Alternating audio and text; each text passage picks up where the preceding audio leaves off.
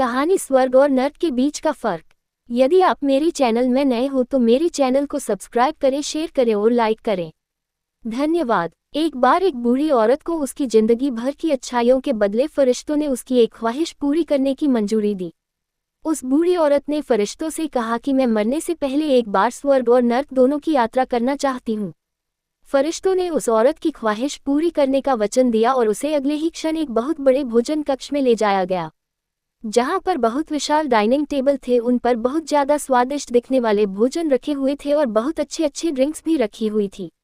मगर उस टेबल के चारों तरफ बैठे लोग बहुत ज्यादा मायूस, भूखे और दुखी लग रहे थे। उस औरत ने देखा कि उन सभी लोगों के हाथों पर कोहनी तक लंबी लंबी चम्मच बंधी हुई है। वह लोग जब भी उस चम्मच से खाना उठाकर अपने मुंह तक ले जाने का प्रयास करते तो उनकी कोहनी मुड़ नहीं पाती और खाना उनके मुंह तक कभी पहुंच नहीं पाता। बूढ़ी औरत ने फरिश्तों से पूछा, क्या ये नर्क है?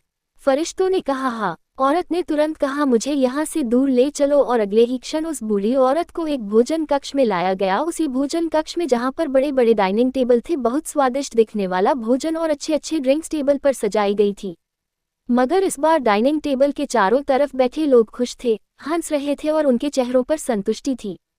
बूढ़ी औरत ने फरिश्तों से कहा, ये तो वही भोजन कक्ष है, वही भोजन है, वही ड्रिंक्स है, मगर फर्क इतना है कि यहाँ के लोग खुश दिख रहे हैं।